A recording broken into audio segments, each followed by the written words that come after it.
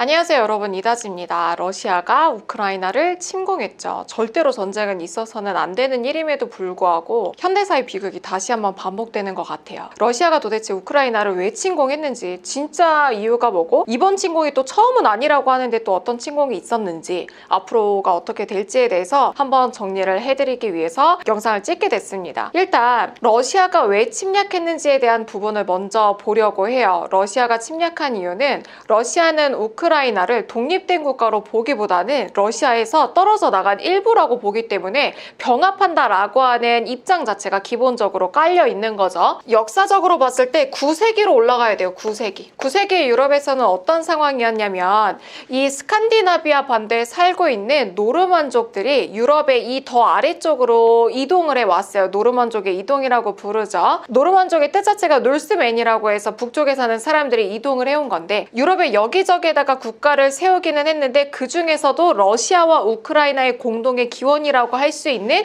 키예프 공국이 세워지게 됩니다. 키예프 공국. 이게 13세기의 몽골족의 침입으로 인해서 멸망하기 전까지 유지가 되는데, 그러니까 러시아와 우크라이나는 공동의 기원을 가지게 되는 거죠. 이때는 러시아랑 우크라이나가 분리가 되지 않고 병합되어 있는 상태였고, 우리나라로 치면 단군의 후예라고 생각을 하는 것처럼 이들이 같은 기원을 두고 있다라고 하는 게 러시아가 우크라이나를 러시아 일부라고 생각하는 기원 중에 하나죠. 1917년, 그러니까 20세기로 넘어가서 1917년에 러시아에서는 볼셰비키 혁명이 일어나요. 자, 볼셰비키 혁명을 11월 혁명이라고 하는데 어떤 의미를 가지냐면, 전 세계에서 최초로 사회주의 혁명이 일어난 거예요. 우리 사회주의라고 하는 거 잘 알잖아요. 경제적인 평등이 당연한 거야 라고 생각하는 게 사회주의인데, 사회주의 혁명이 일어나게 되면서 1922년에 91년까지 소련이 수립이 됩니다. 자, 소련 자체가 소비에트 사회주의 연방공화국을 줄여서 소련이라고 해요. 여기서 말하는 소비에트는 너무 어려워 생각하지 말고, 소비에트 자체가 농민이나 노동자의 회의체 기구를 뜻하는데, 소비에트 사회주의 연방공화국이 수립이 돼서 91년까지 유지가 되죠.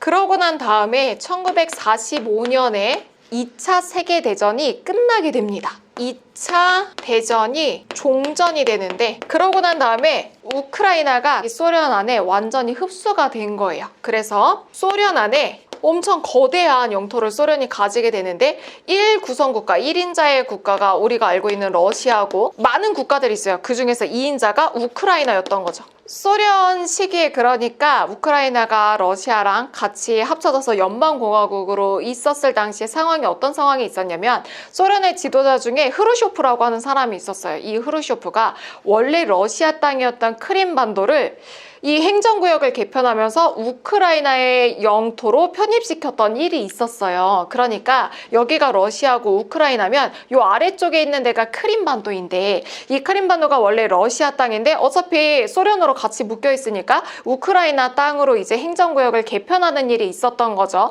이 영토가 굉장히 중요한 영토였음에도 불구하고, 그러다가 또 다시 변화가 있었던 게 1985년이었는데 1985년 3월 11일에 소련 공산당 서기장에 고르바초프가 취임하게 됩니다. 고르바초프. 이 고르바초프의 집이 굉장히 어려웠어요. 사회주의 국가 안에서 살아나가면서 자기의 누이가 굶어서 죽을 정도로 굉장히 어려운 일을 경험한 사람이었는데, 고르바초프가 그래서 생각한 게, 자기가 소련의 공산당 서기장이 되면은 정말 인간의 얼굴을 한 사회주의를 하겠다라고 하면서 개혁 개방을 추진하게 되죠. 개혁 개방을 추진하면서 소련은 빠른 속도로 붕괴하게 돼요. 소비에트 사회주의 연방공화국 안에 들어가 있었던 많은 동유럽의 국가들이 사회주의 싫어, 탈출할래 라고 하면서 빠르게 민주화가 됩니다. 그래서 그 결과로 1991년에 소련 자체가 붕괴하면서, 소련이 붕괴되면서 러시아 따로, 우크라이나 따로 분리가 된 거예요. 그러니까 러시아가 왜 우크라이나가 러시아의 일부이다 라고 생각을 했는지에 대한 역사적인 배경이 여기에 있는 거죠. 우리는 역사적으로 키예프 공국을 같이 공동의 이 근본으로 두고 있고, 같은 슬라브족이고 같은 문화를 영위하는 같은 이제 국가로 볼 수밖에 없다라고 하는 게 지금의 러시아의 입장인 거예요. 그러다가 소련에서 같이 있었고, 우리가 땅도 떼어줘가지고 우크라이나에다가 크림반도도 떼어줬는데, 소련이 붕괴된 해체되고 난 다음에 같이 분리가 되었을 뿐이지 원료는 같다라고 생각을 하는 거죠. 그런 개념에서 일단 침략 자체도 정당화하고 우크라이나의 일부 지역을 러시아 지역으로 흡수하는 거, 이런 것들을 생각을 하고서 침략을 단행한 거예요. 그러니까 소련이 해체되고 난 다음에 여기에 우크라이나가 있고 러시아가 있는데 이렇게 분리가 된 지금의 상황이고, 러시아는 원래 기본적으로 우크라이나는 우리 쪽에 있었던 땅이다 라고 생각을 하는 입장으로 침략을 하게 된 거예요.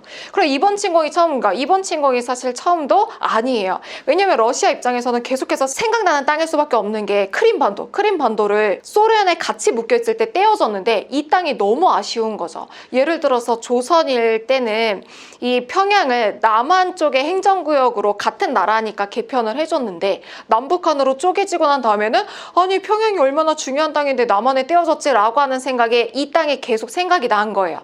그래서 2014년에 먼저 이 크림반도 일대, 첫 번째 이 크림반도 일대에 대해서, 크림반도에 러시아 사람들이 칠러파 사람들이 많이 살고 있는데 이 주민들한테 주민 투표를 시켜서 90% 이상이 러시아로 병합되는 걸 찬성한다라고 하는 이유로 크림반도 자체를 병합해 버립니다.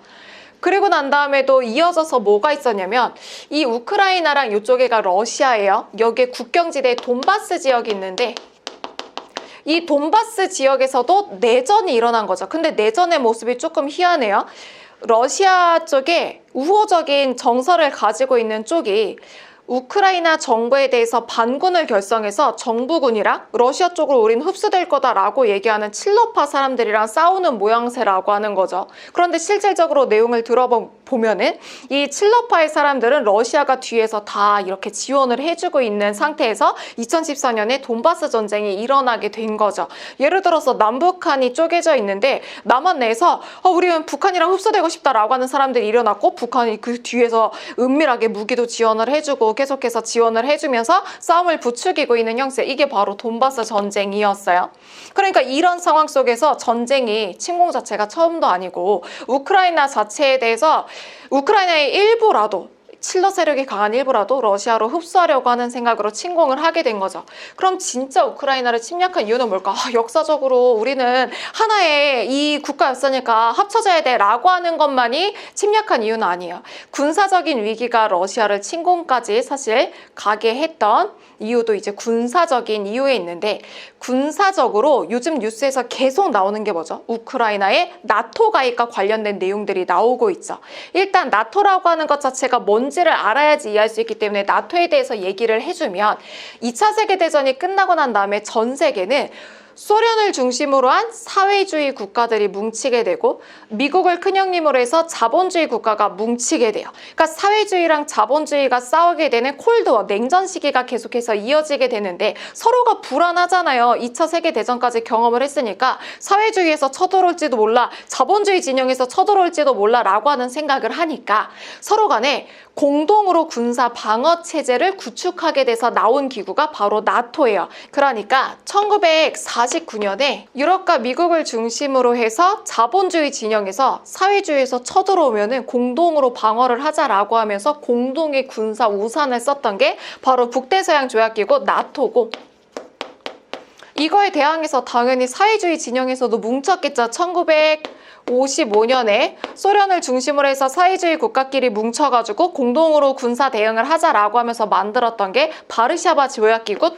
WTO였는데, WTO 자체는 소련이 붕괴되면서 해체가 된 거예요. 근데 소련도 불안했을 거 아니야. 소련이 붕괴되면서 러시아도 이렇게 되면 사회주의 진영은 완전히 무너지게 돼서 자본주의 쪽에서 쳐들어올지도 모르니까 그때 미국한테 약속을 받았던 게, 소련이 완전히 해체되고 난 다음에는 나토가 러시아를 위협하지 않게 동쪽으로 진출하지 않겠다고 약속해줘 라고 얘기하고 구두로 약속을 받게 된 거죠. 그런데 그거는 정말 구두 약속일 뿐이었고 당시에 그 약속은 지켜지지 않았어요. 왜냐면 계속해서 동쪽으로 나토가 진출해서 러시아가 압박감을 느낄 수 있는 상황이 계속됐죠.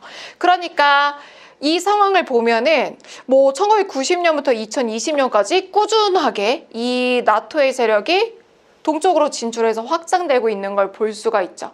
이 상황에서 러시아가 굉장한 압박감을 느끼고 있는 상황 속에서 러시아랑 유럽 사이의 완충 지역으로 볼 수 있는 게 바로 여기에 있는 우크라이나인데, 우크라이나가 나토에 가입하겠다고 얘기를 한 거예요. 나토에 가입하면 과거에 계속해서 적대 세력으로 있었던 자본주의 진영 자체가 러시아를 압박하게 돼서 군사적인 압박감을 느끼게 되니까 나토 가입을 막고 다시는 그런 소리 못하게 하겠다라고 하면서 침공을 한 거죠. 사실 나토 가입에 대해서 압박감을 느껴서 러시아가 이런 군사적인 행위를 한 것도 이번이 처음이 아닙니다. 예전에 이 아래쪽에 있는 나토에 가입하지 않았던 조지아, 이 조지아도 나토에 가입하겠다고 하니까 2008년에 똑같이 우크라이나랑 같은 방식으로 침공을 했고, 조지아의 일부가 러시아에 흡수되는 상황이 일어나게 된 거죠. 이 상황에서도 국제연합에서는 조지아 침공 자체는 규탄해야 될 만한 일이다라고 이야기를 하기는 했지만, 어쨌건 간에 침공이 일어났고 다시 한번 이제 비극이 반복이 된 겁니다.